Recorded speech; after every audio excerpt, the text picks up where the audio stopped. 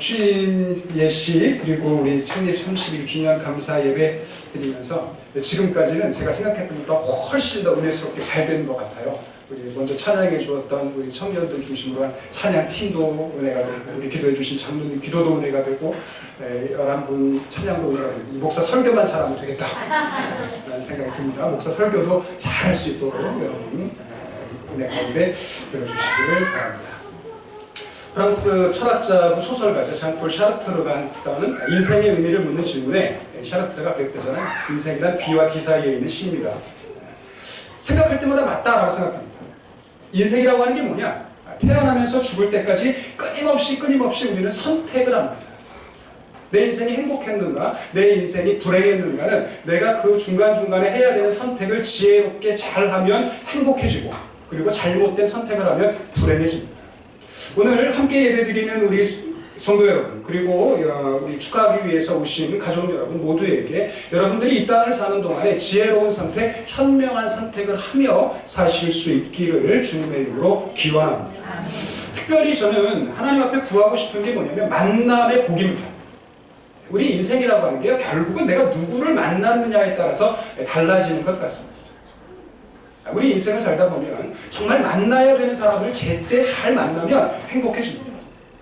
꼭 만나야 되는 사람이 있습니다. 그 사람과 만나기 위해서라면 온갖 대가를 치루어서라도 여러분이 기꺼이 만남을 유지하셔야 됩니다. 그런데 저도 그렇지만 제 인생 가운데 여러 가지 고달프거나 어려운 때는 왜 생겼냐면 안 만나야 되는 사람을 만났기 때문입니다.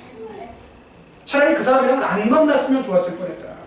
그리고 뭐 우연히 부딪혔어라도 제가 그 관계를 유지하지 않았어야 됩니다. 빨리빨리 끊었어야 되는데 그렇지 못하고 욕심 때문에 제가 계속 그 관계를 유지했기 때문에 오랫동안 어려움을 겪게 됩니다. 실은 오늘 여러분들에게 드리고 싶은 말씀이 그 말씀입니다. 여러분들이 인생을 살면서 행복하기 위해서 꼭 만나야 되는 만남이 있다는 사실을 명심하시기 바랍니다. 잘못된 만남에 대해서는 제가 잘 모르겠습니다. 근데 여러분들이 많이 만나셨다면 그 만남을 유지하기 위해서 애를 쓰시고, 아직 못 만나셨다면 그 만남을 위해서 내가 사모하시고 꼭 그렇게 만나실 수 있기를 바랍니다. 오늘 본문을 보면 예수님께서 제자들을 찾아오시는 장면이 있습니다. 이게 딱 부활절날 하루 있었던 일인데요. 아침부터 저녁 때쯤 됐을 때 이제 예수님의 제자들이 모여서 11제자가 모여서 자신들에게 예수님이 나타나셨다, 부활하신 예수님이 나타나셨다는 이야기를 합니다. 그리고는 엠마오로 가는 두 제자가 있는데 이 사람들은 우리가 일반적으로 알고 있는 11제자와는 다른 사람인 것 같아요. 그 중에 하나가 글로바라고 이야기하는 거 보면 우리가 익숙하게 알고 있는 12명의 가룟 유다를 포함한 제자들 중에 두 사람은 아닌 것 같은데, 어쨌든 이 두 사람도 엠마오로 가다가 부활하신 예수님을 만납니다. 그래서 낙향하다가 다시 돌아와서 자신들이 도망가려고 했던 그 자리로 돌아와서 이야기를 합니다. 우리도 예수님 만났다, 우리도 부활한 예수를 만났다 라고 서로 이야기를 하고 있을 때에 예수님께서 그들에게 찾아오십니다. 그리고는 오셔서 뭐라고 말씀하시냐면 너희에게 평강이 있을지어다 라고 이야기를 하십니다. 오늘 제가 여러분들이 꼭 만나야 된다고 말씀드리고 싶은 분이 누구냐면 바로 예수님입니다. 왜 예수님을 만나야 되냐면 예수를 만나야 우리 삶 가운데 평강이 임하기 때문입니다. 아멘. 평강이 없는 삶은 절대 행복할 수가 없습니다. 어떤 것 다 가지고 있다고 할지라도, 여러분이 원하는 모든 것 가지고 있다고 할지라도 여러분 마음 가운데 불안이 있다고 생각해 보시죠. 내가 재산이 많이 있습니다. 그런데 이 재산 누가 빼앗아가면 어떡하지? 내 주위에 있는 사람들이 이 재산을 노리고 나의 목숨을 해하면 어떡하지? 라고 생각하며 사는 인생이 있다면 얼마나 불행한 인생인지 모릅니다. 내가 뭔가를 이루었습니다. 뭔가를 성취했습니다. 그런데 이 내가 지금 이루어놓은 이것 하루아침에 물거품처럼 사라지면 어떡하지? 라고 두려워하며 산다면 그거 오히려 없는 게 더 낫다는 거예요. 그러니까 여러분들, 내가 뭔가를 가지고 있지 않기 때문에 불행한 게 아닙니다. 내 삶이 지금 불행하다면 그건 내 마음 가운데 평강이 없기 때문인데, 성경은 우리에게 이야기하기를 평강은 주님이 주시는 거고 평강은 하나님만 주실 수 있는 거다라고 이야기합니다. 데살로니가후서 3장 16절 말씀을 같이 읽어보겠습니다. 시작. 평강의 주께서 친히 때마다 일마다 너희에게 평강을 주시고 주께서 너희 모든 사람과 함께 하시기를 원하노라. 이 세상에 그 어떤 것도 평강을 줄 수 없습니다 라고 말씀드리지 않겠습니다. 세상에 있는 것들도 잠깐은 우리에게 평강을 줄 수 있는데 그 평강은 시간이 지나면 변색이 된다는 거예요. 그건 있어서 너무너무 좋았는데 때로는 지나고 나면 아무 것을 아는 것, 대수롭지 않은 것으로 되는데 때마다 일마다 우리에게 평강을 주시는 분은 오직 하나님 외에는 없다는 사실을 깨닫게 되시기를 바랍니다. 성경은 우리에게 은혜와 평강이라는 말을 많이 쓰는데요. 베드로후서 1장 2절 말씀 보면 하나님과 주 예수를 알므로 은혜와 평강이 너희에게 더욱 많을지어다 라고 이야기하는데, 은혜는 우리가 구원받은 이유입니다. 그러니까 구원은 공로로 받는 게 아닙니다. 구원은 열심히 해서 받는 게 아니라고요. 오늘 취임하시는 신천 권사 여러분들도 마찬가지인데, 내가 권사의 직분을 열심히 감당했기 때문에 구원받는 게 아니고 이미 구원받았기 때문에 주님께서 우리에게 권사의 직분을 주신 줄로 깨닫게 되시기를 바랍니다. 이것 열심히 한다고 구원받고 이것 열심히 안 하면 구원 못 받고 아니고, 이미 구원받았기 때문에 하나님의 백성답게 살도록 하기 위해서 우리에게 직분을 주시는 거예요. 자, 우리는 은혜로 말미암아 구원을 받습니다. 그리고 내가 구원받은 증거가 뭐냐면 내 마음 가운데 평강이 임했다라고 합니다. 근데 평강은 마음이 편한 게 아니다.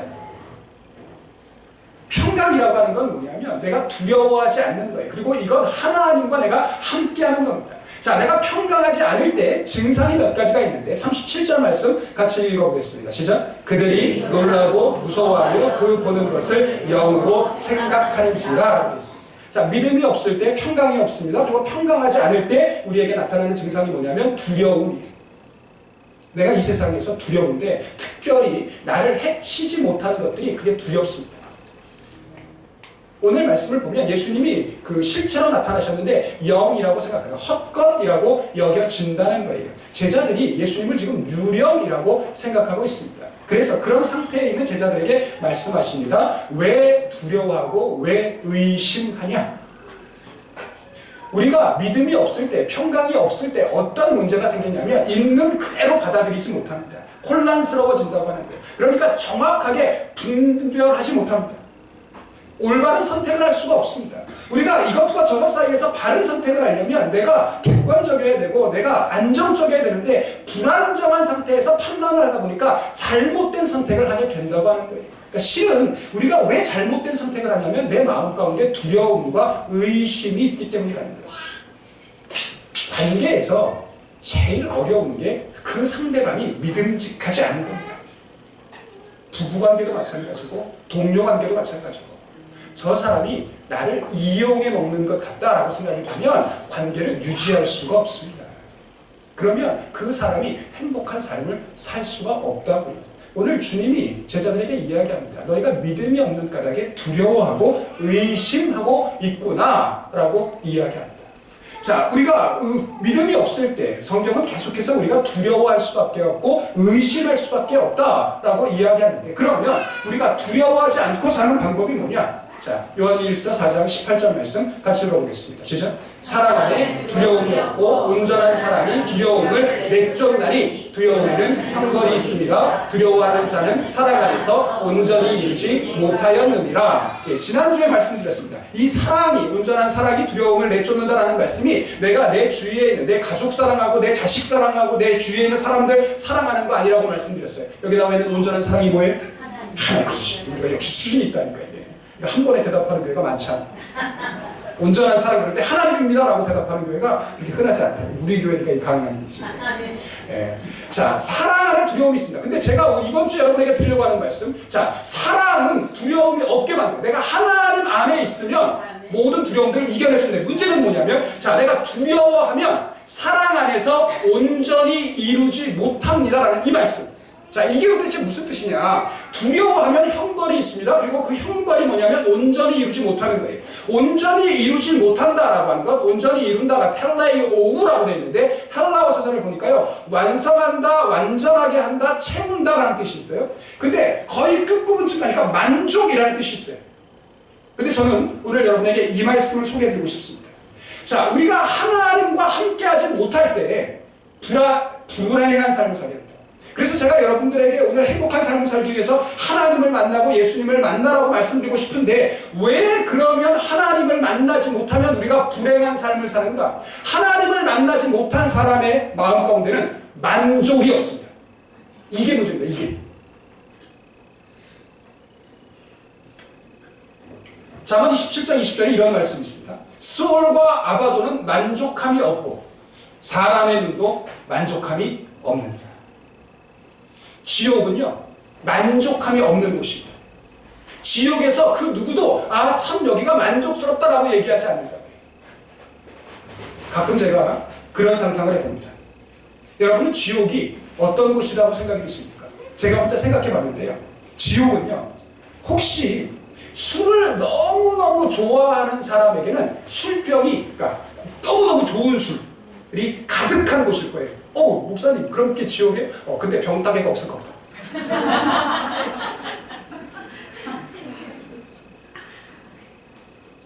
담배 좋아하시는 분들? 담배가 정말 좋은 담배, 고급 담배가 너무너무 많은데 라이터를 안 줄 거라니까. 여자분들은 거의 상관없을 것 같죠. 너무너무 예쁜 옷과 화장품이 많은데 거울이 없을걸? 뭐 이렇게 상상을 한다. 그러니까 내가 이거 있으면 만족할 것 같은데 만족하는 만족함이 없다라고 하는 거예요. 우리의 마음의 문제는 뭐냐면 사람은요, 하나님이 우리를 만족시킬 때까지 만족함이 없습니다. 만일 오늘 여러분들이 오늘 일상에 대해서 만족하십니까? 그러면 하나님이 우리에게 주신 평강의 결과인 줄로 깨닫게 되시기를 바랍니다. 만족한 거지. 예전에 말씀드렸죠. 제 나이 45쯤 됐을 때 35쯤 된 제 옛 모습을 봤어요.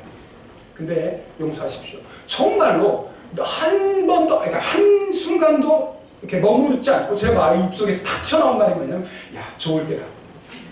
45이 35을 보면서. 근데 순간적으로 무슨 생각을 했냐면 55이 됐을 때 45 나를 생각하면서 참 좋을 때다라고 얘기할 거다. 근데 왜 지금은 좋은 때라고 못 느끼냐라고 하는 깨달음이 저한테 있었어요. 여러분 인생의 가장 좋은 날이 오늘인 줄로 고백하시기 바랍니다. 오늘 행복하지 않은데 여러분들 어떤 상황이 되면 행복하시느냐고 도대체. 지금이 안 행복한데.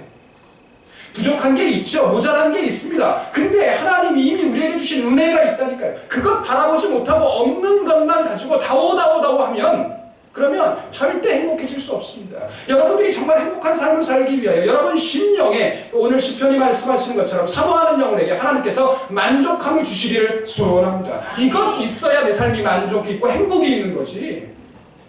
다른 건 뭐 이루어진다고 해서 그것 가지고 우리가 참된 만족을 누릴 수 있는 거 아니다라고 하는.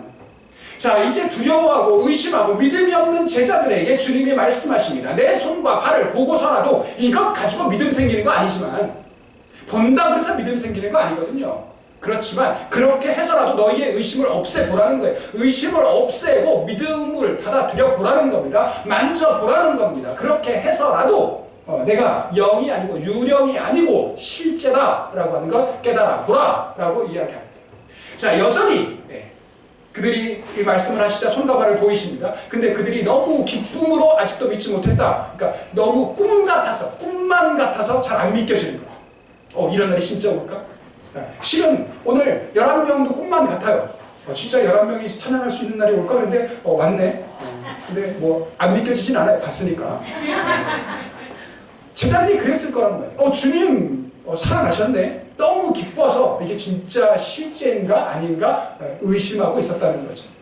보다 분명히 확실하게 깨닫도록 하기 위해서 주님이 말씀하십니다. 여기 먹을 것 있냐라고 물어보십니다.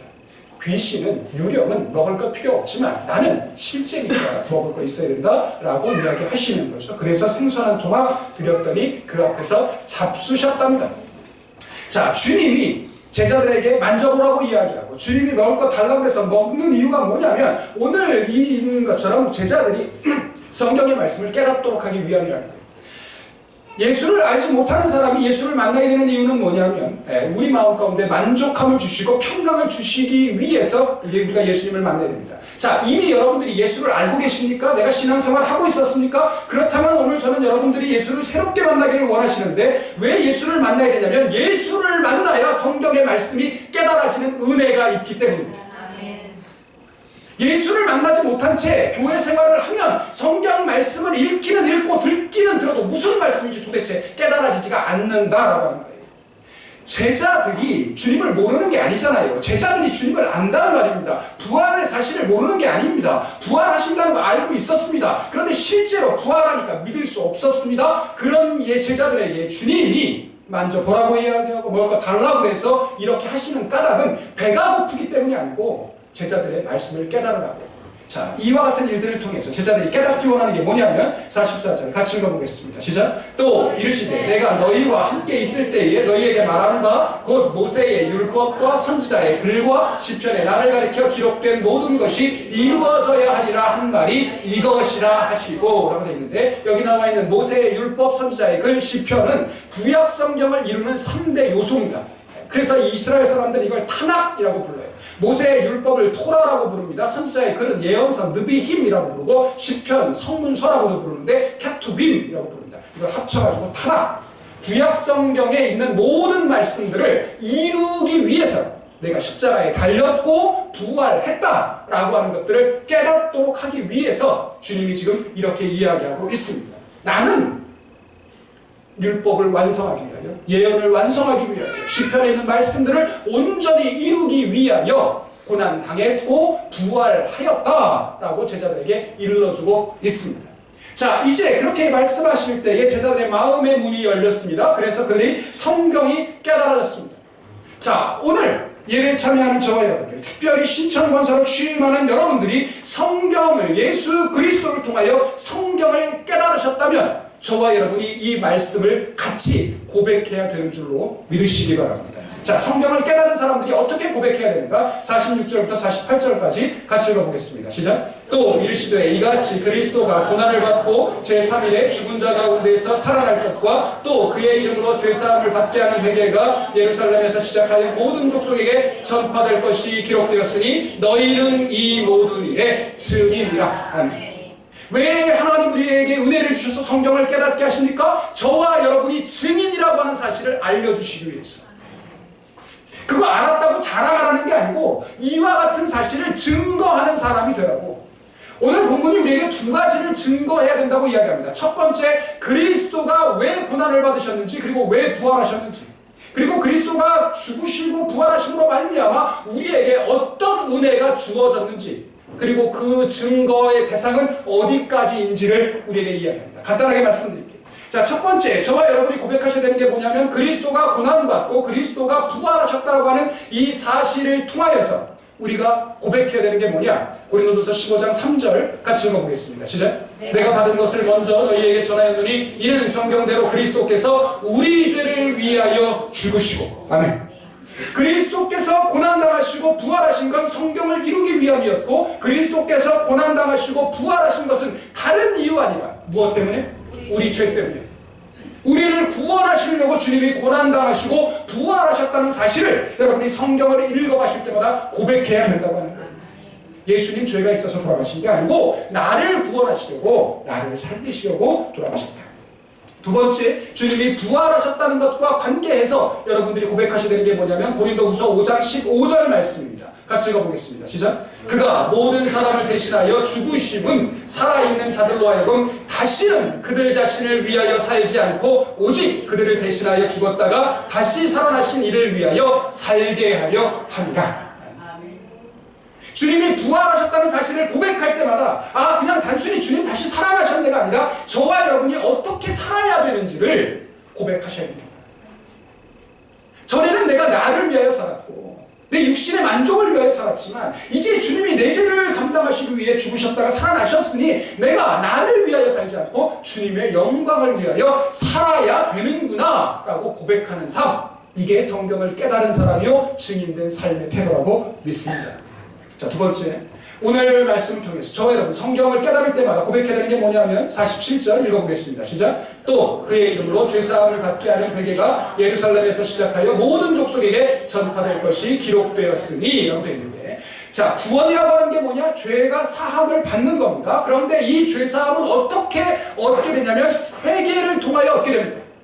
내 죄를 고백할 때. 그런데 이 회개는 우리가 한다고 되는 게, 내가 회개했다고 되는 게 아니라 예수 그리스도의 이름을 통하여 예수 그리스도가 우리의 죄를 사하셨기 때문에 우리가 회개하면 구원을 받게 되는 줄로 믿습니다.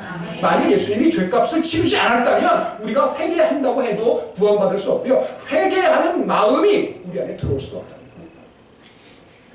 내가 죄 가운데 있을 때 이렇게 살면 안 되지, 돌이켜야지, 하나님 원하는 대로 살아야지 라고 생각이 드십니까? 그건 우리가 다른 사람보다 착하기 때문이 아니라 성령님께서 예수 그리스도를 통하여 은혜 주셨기 때문인 줄로 믿습니다.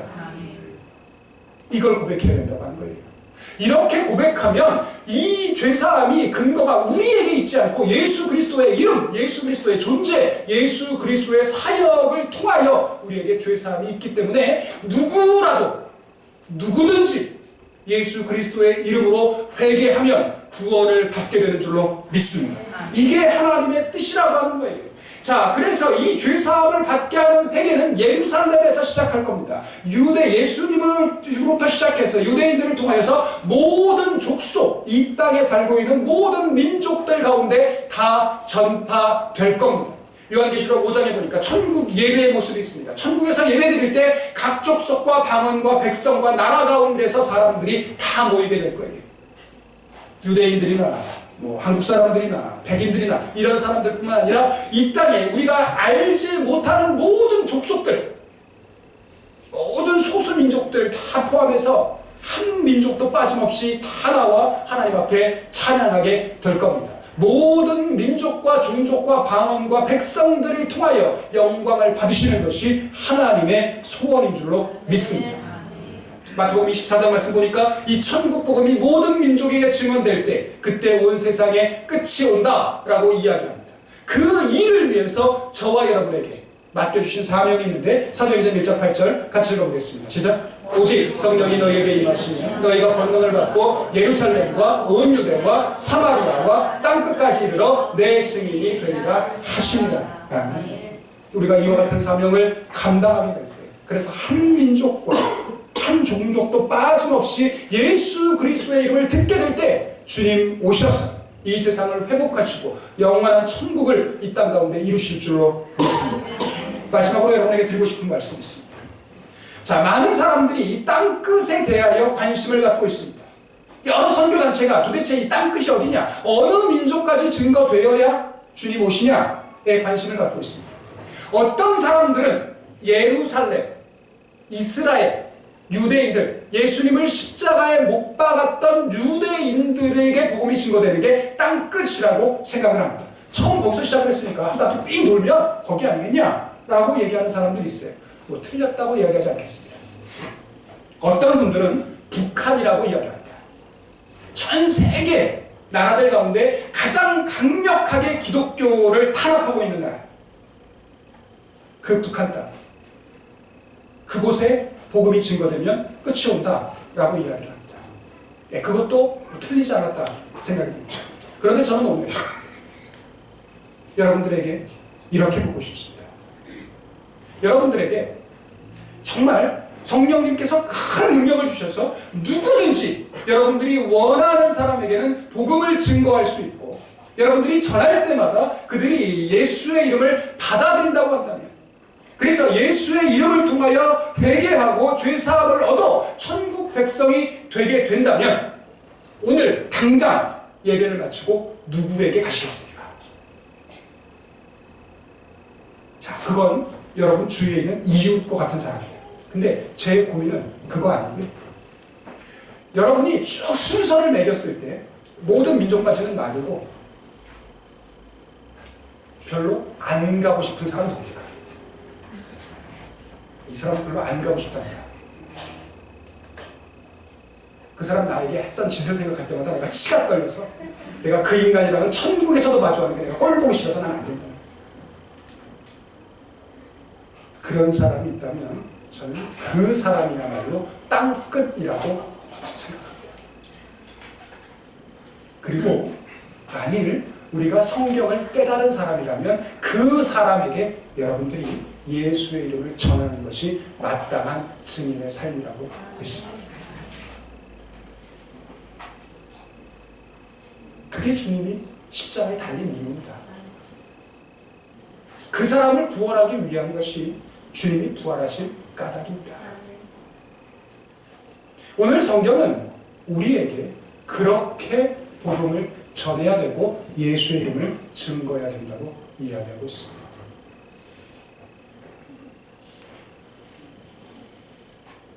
오늘 창립기념주의를 맞이하는 우리 교회가 부활의 증인이 될 수 있기를 소원합니다.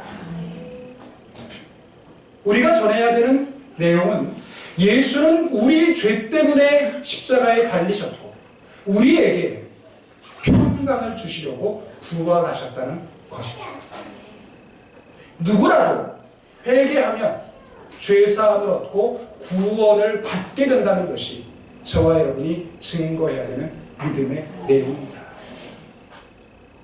땅끝 모든 족속, 내가 껄끄러워하는 그 사람에게 예수의 이름을 전하기 위하여 나설 때 저와 여러분이 부활의 증인된 삶을 사는 성도, 부활의 사명을 감당하는 교회가 되는 줄로 믿습니다.